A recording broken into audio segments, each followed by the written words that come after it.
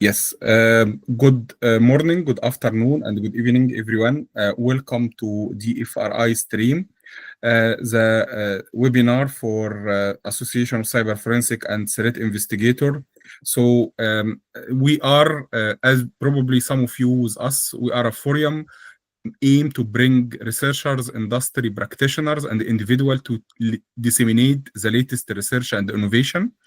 We usually invite speakers, leading experts from industry and academia to share their ideas, work, finding, and the state of the art. We aim and we target to offer high quality industrial and scientific lectures from top experts in the domain in all topics of cybersecurity and digital forensics. Attendance is totally free, but we need to register.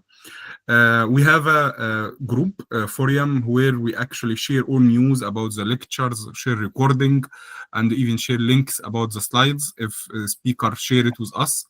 And the group is ACFTI, which have more than 1,000 members from different places in the world. So this is the DFRI stream team, Gabriella, Dr. Elita, Stefan, Collins, and myself. We are coming from different backgrounds. For example, Gabriella is an educator and a strategy advisor from Switzerland, and she has background in international law. Dr. Elisa is a senior security researcher at one of the biggest internet service provider in France. Stefan, Collins are final year project and founders of the Cyber Metropolitan, and myself, that I am actually with you today in this webinar.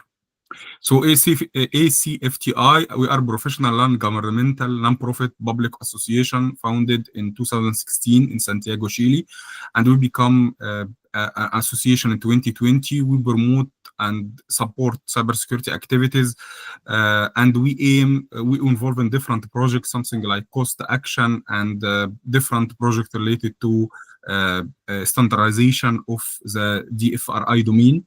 We aim to inspire the next generation of underrepresented group by creating a learning environment of community student professionals and industry and future industry professional to connect future cybersecurity practitioner in campus with expert and professional to create a meaningful engagement and practical guidance. The vision, more vision about the ACFTI can be seen in our website. We ask for volunteers. We actually are organizing now a workshop in Portugal, and we are planning to organize another one in Germany this next year. So we ask for volunteers to come give their time back to the community where it is needed, and we are interested in organization of events with us, and also any companies or any organizations that are happy to offer internship for our members. Of course, there is a different volunteering opportunities can be found in websites, lastly, we have a dedicated website for DFRI stream. It can be accessed literally by dfri.stream.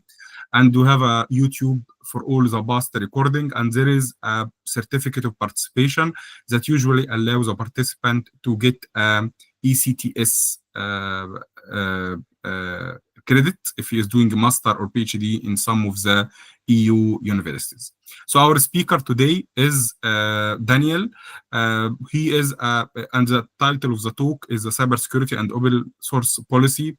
He is an open source strategist at Something Open Source Group. He is a web and mobile industry veteran and long-time participant and leader in open source and open standard. He has been the co-chair of the W3C Technical Architecture Group for the last 10 years. He's also member of the OpenSSF Technical Advisory Council, and he is the co-founder of Open Web Docs. Very nice project, by the way. I advise everyone to go and have a look on it. And he is one of the early pioneers, web pioneers of the .com CTO. I remember I saw a call for Daniel years ago in some of the Yahoo conferences, and he was talking about actually the .com CTO. He is also lead efforts at Vodafone, Telefonica, Samsung, and the UK government in relating to open standard and open web.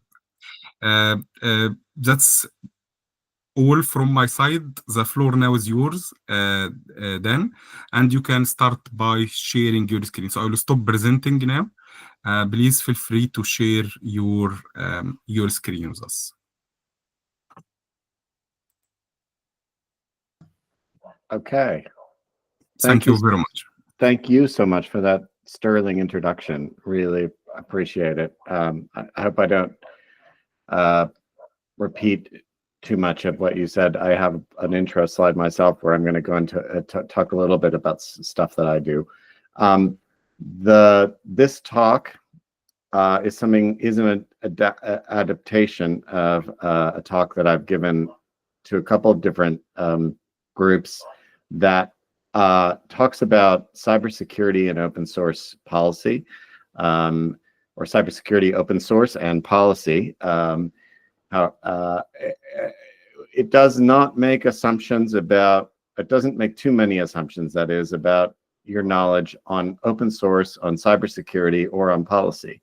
So I'm attempting to try to, especially from a technology perspective, describe things and get drive awareness of some of this, why these topics are related, and how they should, and how people should be thinking about this topic, this overall topic in general. So first of all, let me just briefly reintroduce myself. So I'm a technologist. I focus on open source and open standards. I'm currently working at Samsung, where I'm open source strategist. That's my title. Previously, I was at a startup called Sneak, which is in the cybersecurity space. I've also previously worked for Samsung in a different role, where I was leading the web developer advocacy work there. And I worked for Telefonica, I worked for Vodafone, I've worked for the UK government, specifically UK Government Digital Service, which is the arm of the UK government that is tasked with delivering digital services to people, to citizens. And I worked on the strategy for open standards, which was related also to my work on the UK Government Open Standards Board, which is a kind of volunteer board that I still participate in as well. I've been co-chair of the W3C Technical Architecture Group.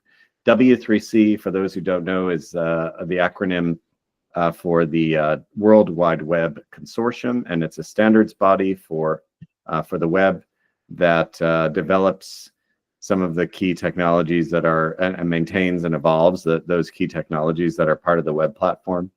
I'm also, as you mentioned, a member of the OpenSSF, Open Source Security Foundation, Technical Advisory Council. Wherever there's an acronym, by the way, I'm going to make a real attempt to spell out the acronym and to make sure that people know what it means, because I hate it when I'm watching a presentation and people just blow through an acronym or a series of acronyms and they don't explain what they are. However, if you feel that I need to explain something more, please feel free to jump in or leave a chat message. I'm also an immigrant. Just from a personal perspective, I'm an immigrant. I live in the UK. I live in London. I'm a US and UK dual national, and I social on Mastodon at torgo@mastodon.social. I'm particularly enamored of the Mastodon and Fediverse platform because it actually is built on open source and open standards, and the ActivityPub protocol that it uses is built in W3C, which is an organization I obviously play a leadership role in. So, so I'm particularly excited about that platform, but also if you're active in open source and cybersecurity, there's a particularly good community of open source and cybersecurity people that are active on Mastodon. So it's a good platform to join. I wanted to take a quick detour because just today, something very exciting happened, which is that the W3C, the World Wide Web Consortium, as I mentioned, has published something called the Ethical Web Principles, which is a document I started about 5 years ago. As a statement, what it means to be a W3C statement is that it has been kind of endorsed by the entire consortium. And it's basically providing a set of guiding ethical principles. I'm pretty enthusiastic about the idea of ethics in tech, and it's something that I like to push into any forum that I'm participating in. But in particular, we're trying to promote the ideas that, things like the web does not cause harm to society. The web is for all people. That means internationalization. It means accessibility as well. And the web is secure and respects people's privacy. That lies together the whole idea of security and privacy. I strongly believe that security is, amongst other things, is an enabler for better privacy in digital platforms. So since W3C is where new additions to the web get developed, therefore, as we evolve the web platform, we're going to be evaluating new additions to the web platform using this ethical lens and this powerful set of principles that we've developed. I'm not going to talk any more about that, but if you're interested, the links are there, or you can use your search engine of your choice to search for ethical web principles, W3C ethical web principles. You'll find it. And there's been some blog posts about it today as well, which is really great to see. So just quickly, what is open source? Just to level set, because we're talking about open source and open standards, or open source and cybersecurity policy here today. So what is open source, right? And just to set that notion, software that is open source is programmed in the open, right? It's software whose source code is available to the public. Anybody can examine the source code. Anybody can distribute the source code. Whoever maintains the project controls what goes into it. So it's not, open source doesn't mean that anybody can just willy-nilly add code into the project. Usually a set of people are the maintainers, the contributors, and there's a system by which code can be added and checked, and usually there's a whole code review process that the open source program maintainers can implement, but it is licensed. All of that code is licensed under one of a number of open licenses. These are often people in the industry refer to the open source licenses that are blessed by an organization called Open Source International, OSI. Those include things like the Apache license, the MIT license. Those are some pretty standard licenses. Anytime you publish an open source project on GitHub or any other kind of major open source platform, it will ask you what license do you want to publish this under, and it will guide you through that process. Often these projects are developed in a collaborative manner by a community of developers, usually a global community. Sometimes they can be just individual projects, but they're more healthy open source projects are the ones that are developed by a community, right? So, and sometimes developers are paid for the work. Sometimes open source projects can be corporate open source. Sometimes they can be, such as many of the projects in the Open Source Security Foundation, they are supported by a number of developers across different ecosystems, like corporate developers, volunteer developers, paid developers, not people that are working on their own as volunteer, and so very often projects contain both of those types of people, and some of the most healthy projects are the ones that contain the kind of that contain a diverse group of maintainers. What we also look for healthy open source projects are things that are not just owned by one, or not just controlled by one organization or one person or one set of maintainers. Yeah, so that gives you a kind of idea of how I view open source.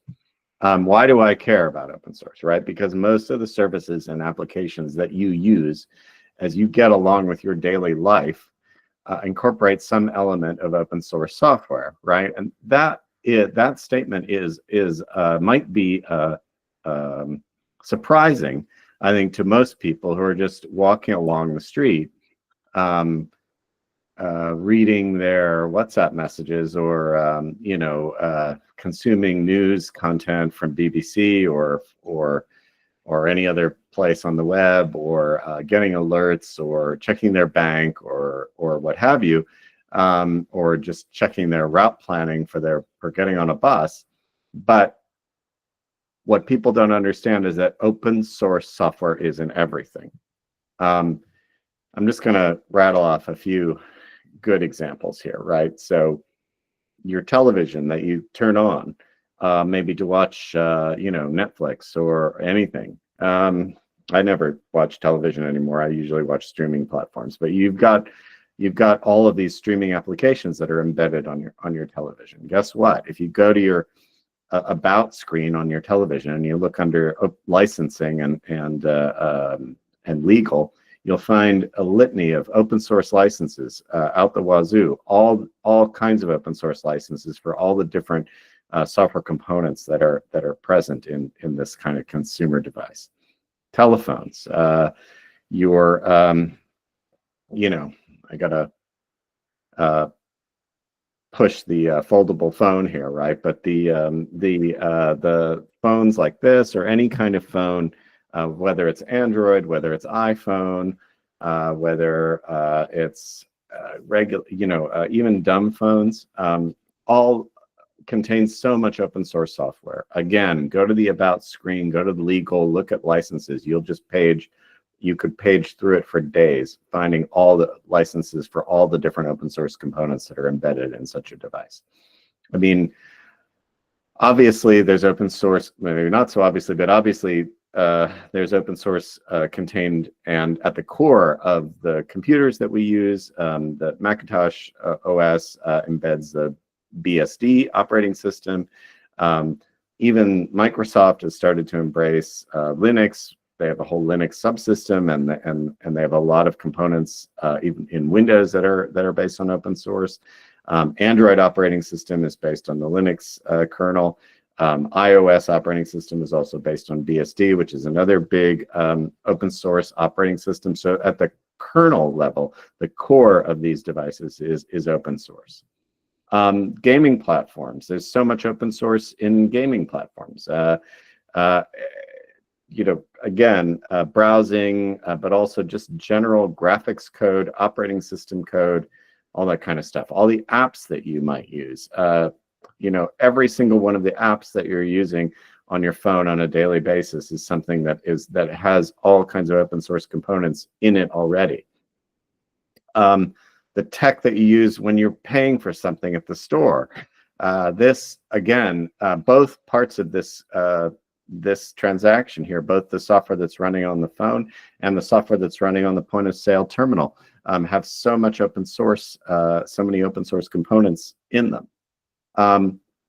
Services that you use online, such as applying for student finance. This is a very common service, and one that I've been helping my kids navigate recently. The browser itself is based on open source code, but also the service that you use is built using open source tools, and open source libraries are used open source JavaScript libraries are used to build the actual code in the web page that tells it how to format these links.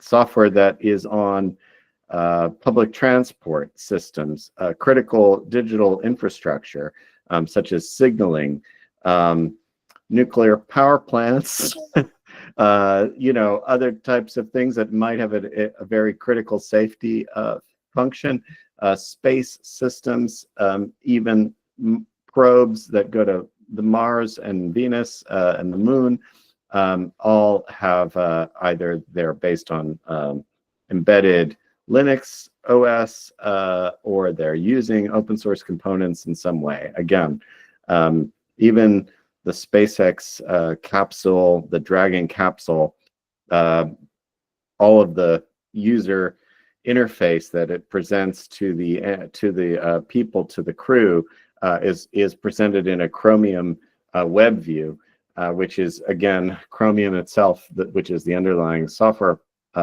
project behind the Chrome browser, is an open source project. So tons of open source up and down the stack. Anyway, open source is, just to finish that off, open source is a critical part of the software supply chain. 98% of general code bases on Android apps have open source. 78 to 90% of code bases is open source software components on average. That's because applications, if you know anything about software development, you'll know this, and I apologize if I'm just, telling you information you already know, but when people write applications, they don't just write all of the code of the project. They import libraries, they import components. Writing an application, writing a website, writing a web app, or any kind of system is a enterprise of putting together building blocks, and those building blocks are very often open source building blocks. Mark Andreessen, famous software person, has famously said software is eating the world. But open source software, most software is built on open source foundations, and software libraries that other pieces of software are built on top of comprise most of that open source. So it's not applications that you've ever heard of. There are things like libcurl, which is such a key open source component. It is shipped on almost every consumer device that you've ever imagined. Every car that has come out of every manufacturer has shipped libcurl, which is a very basic open source library for doing URL and HTTP requests. But you've probably never heard of it, but it's just one of a million things like that. Software is made by humans. Humans are fallible. Therefore, all software has bugs, and that's a key aspect of cybersecurity, especially software cybersecurity, right? So why is open source, which anybody can see, more secure than closed source? Well, this has to do with the many eyes theory. Basically, the industry, including academics, most of the industry has come to the conclusion that when you have source code out in the open, it gives the opportunity for academics, for science and engineering people to be able to peer review. The whole notion of academia is based on peer review, so this is not a new idea. But you don't have the opportunity to peer review when you have closed source software that only one team looks at. Security experts are able to widely perceive open source software, which brings an advantage. Reviewers, security researchers also who know what to look for can also fix problems, right? So they can not only find the problem, but they can alert the people that are developing the project to the issue, and they can suggest through the mechanisms of open source, they can actually suggest a fix. Hey, did you know that you can simply change the code this way? I'll submit a request, and then that request can easily be reviewed and incorporated into the project.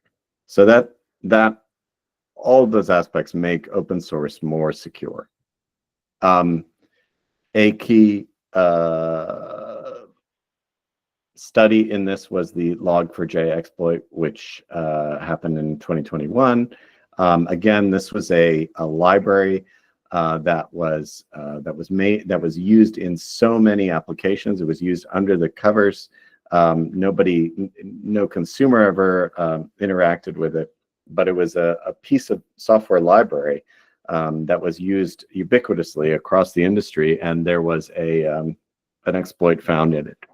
And this became a huge problem for the industry, because there were so many embedded devices, so many devices that didn't have a good update story, that needed to be updated in order to mitigate against this problem. Also, something that people probably have heard of is the phenomenon of ransomware attacks, malware attacks, which can impact people's lives. So this is not just an academic exercise, right?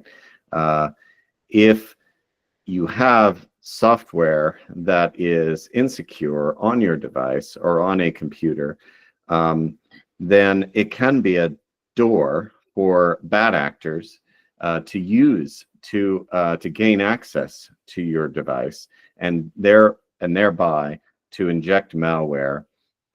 This kind of thing has been used by, I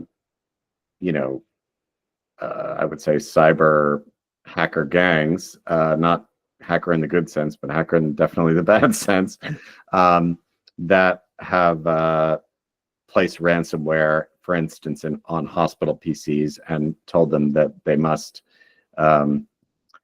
pay a ransom before they'll allow those PCs to be unlocked. These things can be very difficult to get rid of once they're there. Another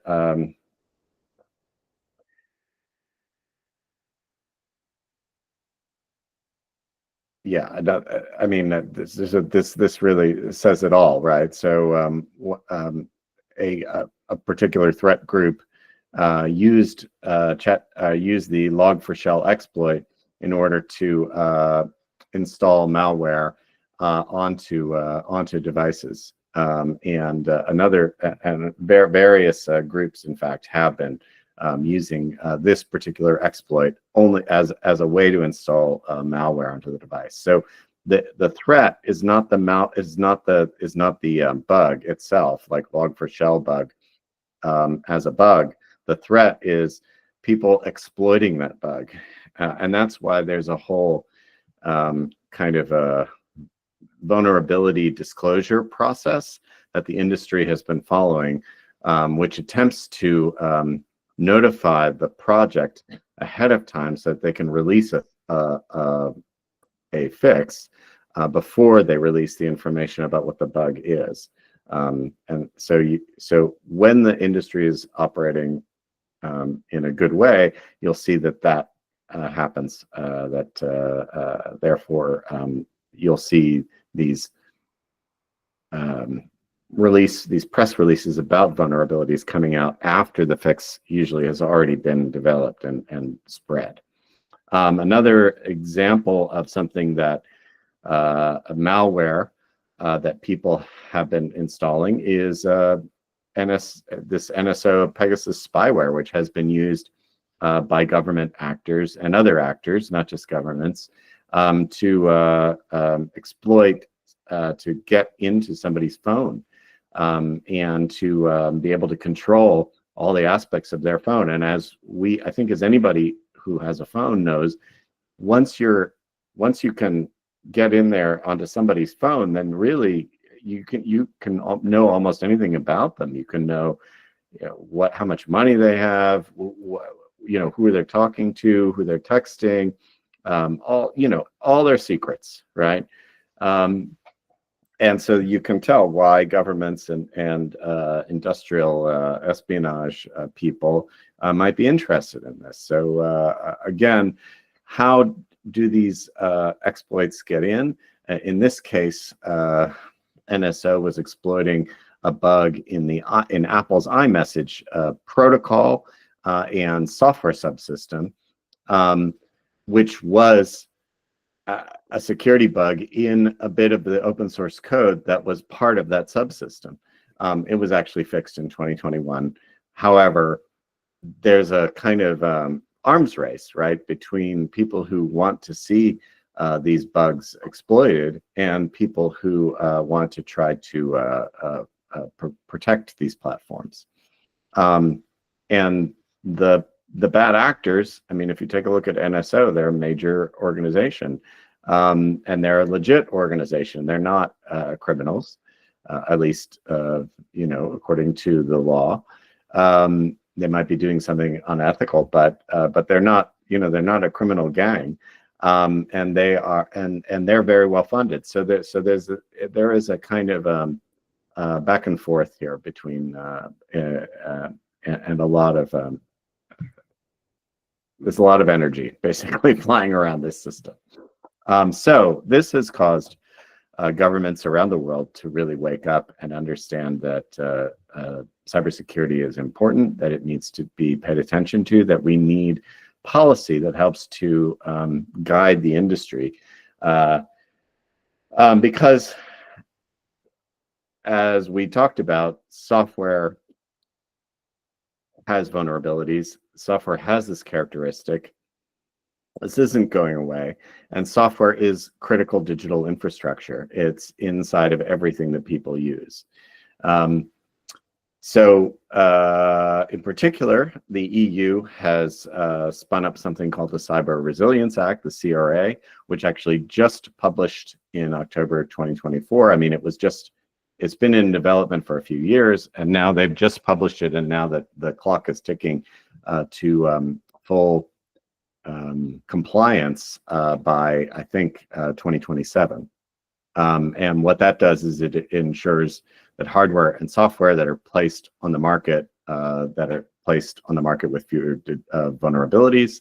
It allows users to take security into account when selecting and using digital products, because if you want to display the CE mark on your product, which indicates quality, then you will have to adhere to these kinds of Cyber Resilience Act aspects. They're setting up a cybersecurity framework, and they're doing other things like requiring a software bill of materials. I'm going to talk a little bit more about Cyber Resilience Act as well a little bit later, because I have some late breaking news from this week about it. I've just come back from Amsterdam, where I've been participating in a European, or actually a global cybersecurity policy discussion that was led by OpenSSF and the Linux Foundation Europe. Anyway, I'll talk about some of that as well. But in the US, there's been some activity as well. So there's been this executive order that came out of the Biden White House in 2021, basically modernizing US government cybersecurity practices, including and putting a focus really on procurement initially, anyway. So meaning when the government goes out and when the US government goes out and procures software or hardware or anything digital, they're going to make cybersecurity a key provision of that RFQ or that RFI, so that vendors are going to need to show their cybersecurity awareness and that they are operating under cybersecurity best practices. It also in some way improved open source security, including the use of encryption, which is a key aspect of security, and enhancing threat detection and response, and worked on putting together some private-public partnerships. I've been working with some folks in the CISA, CISA, which is the Cybersecurity something agency that is part of the U.S. government, and they have been putting a lot of energy into the open source ecosystem. Certainly hope that that continues. And they've been participating in things like OpenSSF, but also putting out, just kind of leading by putting out a lot of good examples of cybersecurity practice and encouraging the uptake of cybersecurity, software security best practices. There was also the U.S. National Cybersecurity Strategy, which was published March 2023, 2023. The quote from that is to rebalance the responsibility to defend cyberspace. I'm not quite sure what cyberspace is, but there you go. Defending critical infrastructure, again, understanding that software is critical digital infrastructure, disrupt and dismantle threat actors, and to shape market forces to drive security and resilience. Again, we're seeing this energy come from governments. They also have been working, or one of these public-private partnerships, as I would say it, is something called the Common Vulnerabilities and Exposure Process. This is something that is it's really voluntary, but a lot of organizations are participating in the CVE process right now, which is all about how do you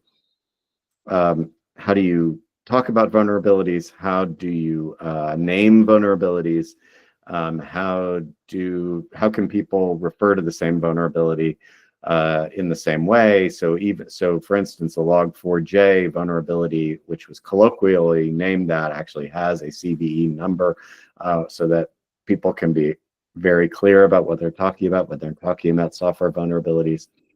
It provides a single point of reference to the industry to gather information about vulnerabilities and talk about them. And major projects like the Linux kernel are participating in it, so that's very important. Importantly, the adoption of CVE across the industry has been, in some ways, driven by the regulation. So the Cyber Resilience Act, the CRA, doesn't specifically say industry, thou must participate in the CVE, but it has language, the CVE ecosystem. But it has language in it that encourages the participation in that ecosystem, and that's certainly something that I heard a lot this past week. There are different organizations, luckily, that are providing and developing best practices and standards around things like this CVE process, and also the software security best practices that I mentioned before. So there's Linux Foundation, which is a big open source organization that manages things like the Linux kernel, which, as I said, is at the heart of the Android operating system, as well as many other operating systems. But they also manage a whole bunch of other stuff that are all part of underneath the kind of Linux Foundation umbrella. There's an organization called OWASP, the Open Web Application Security Project. They have a ton of information that they've developed around security best practices. There's OpenSSF that I talked about before. They have a cool goose as a logo for some reason. Actually, there's a whole story behind Honk the Goose, which I won't go into now, about why they chose a goose. But this is an organization that has things like software supply chain, software bill of materials, and best practices development that focuses on promoting and building tools and releasing tools that help people adopt these cybersecurity or software security best practices. One of those tools, for instance, is something called Scorecard, which is like a tool that you can just point at any repo of open source software out there, and it'll tell you the security aspects of the security characteristics of that software. How well are they making use of software security best practice?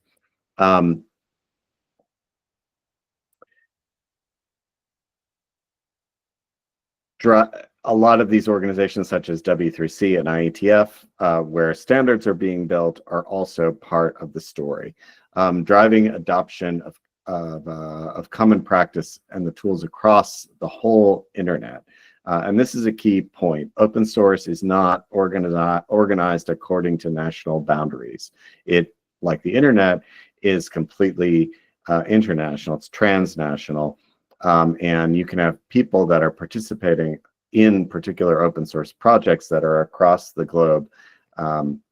That's just part of the story. So it needs, so what we need best practices and regulation that makes sense in that context as well. So I want to give you more information on the Cyber Resilience Act, which is again just hot off the presses from this workshop that I was at this past week. First of all, just to reiterate, it was published in October and the clock is now ticking until 2027 for adoption. There's a lot of work to be done because most organizations in the world have not heard of the Cyber Resilience Act, but they are going to start to hear about it because much like its well-known cousin GDPR, which is the privacy regulation of the EU, it comes into force. It compels organizations to do certain things, regardless of whether or not they're based in the EU. Because if you're selling or if you're putting a product, and in particular, a product with digital elements, which is something that the EU Cyber Resilience Act defines, this concept of a PDE, a project with digital elements. If you're putting that onto the market in the EU, if you expect EU people to be interacting with it, buying it, consuming it, however, then you're subject to the CRA. And what is a product with digital elements? It's not only something like a phone, right? It can be, you know, a smart thermostat. It can be a car. It can be a air purifier. It can be, you know, a smart doorbell. Anything that, or it can just be software. It can be an application that you install on your phone or that you install on your computer. You know, it's a very, very wide definition of this concept of product with digital elements. And it also, this act also defines open source in law, which is something that really hasn't been done before. And it defines it as software that's developed in the open. It defines roles of manufacturer and open source steward as being different roles. And stewards are things like open source foundations that host the code and provide governance for open source projects. And it also defines the notion of an open source project and open source volunteers, and it makes it clear. I mean, actually, this regulation is pretty savvy about how open source works. It puts requirements on manufacturers to report known security issues upstream and also to contribute fixes upstream. That's huge. I think that's going to be hugely beneficial to the open source community, to put a little bit of the emphasis back on manufacturers. I had recently, I should have included this screenshot in the talk, but I opened my phone and I saw a alert. The alert was from my new dishwasher that I'd recently purchased and is connected. It's my first time I've ever owned a connected dishwasher, right? So I thought, what could possibly go wrong? Well, the alert in this case was telling me that my dishwasher, that an update had been found that fixes a key security issue. The update overnight had been downloaded. The update had been installed, and I didn't need to worry about it, right? And I thought to myself, this is what I want my computers to do. I want them to work to do this. And I couldn't help but thinking, this is a European make of dishwasher, Bosch. I couldn't help but thinking that this is an organization that knows how to, that is already kind of implementing the basics of the Cyber Resilience Act. They identified some kind of security threat, probably having to do with an open source component. I don't know that for sure. They released a fix. They updated the software, and I didn't have to deal with it. As a consumer, it was updated and reliably updated. And by the way, the Cyber Resilience Act puts a requirement on manufacturers to keep that window of updates, to keep that keep updates rolling for at least 5 years, basically, once a product is out in the market. So they have to continue to update and to release those updates. It also puts requirements on stewards to have clear security policy. And by the way, the Cyber Resilience Act is not simply something that happens in Europe. There are other countries which are implementing similar regulations. I've already talked about the US, which is in some way, at least in piecemeal, looks like they are putting together something which is quite similar. But in the UK, we're talking about having our own Cyber Resilience Act, which probably, I mean, I don't know this for sure, but probably they would want to have alignment with the EU if they're looking to have this great reset in terms of EU-UK relations. China has their own version of the Cyber Resilience Act, which I understand is quite well aligned with the EU Cyber Resilience Act, and the same for Japan. It's incumbent, it's these other countries that sell into the EU market are incentivized to be ensured that their versions of such acts or regulations are compatible with what the EU is doing, because the EU market is a large market. So they have the ability to kind of drive things on a global scale. Yet more on the Cyber Resilience Act. There is also, this is again new news from yesterday, a new global policy working group which is being put together. I'm going to be participating in it. It's in the OpenSSF. One of the things it's going to be doing is helping to raise community awareness and understanding of what the CRA is and what they need to do. There's going to be a whole awareness campaign that we started to put the to-do list for together this past week. Building standards, developing tooling as well. OpenSSF working groups, by the way, of which this will be one, are free to join, and anyone from the community, anyone from the industry can join. If you're watching this, you can join. And they're a great opportunity to learn and to engage with some of the people that are building the ecosystem. However, if you do join, please be prepared to do some work. It's nice to be able to, for instance, we need volunteers, we need people to write things, we need people to help maintain things, we need people especially that are interested in this interface between software security, cybersecurity, and policy, who are really interested in helping to put together some of this material. OpenSSF is at openssf.org. They're also on GitHub if you want to check out all the stuff that they're building. And they're also on the social web through Mastodon or any other Fediverse client. You can get to them at OpenSSF at social.lfx.dev.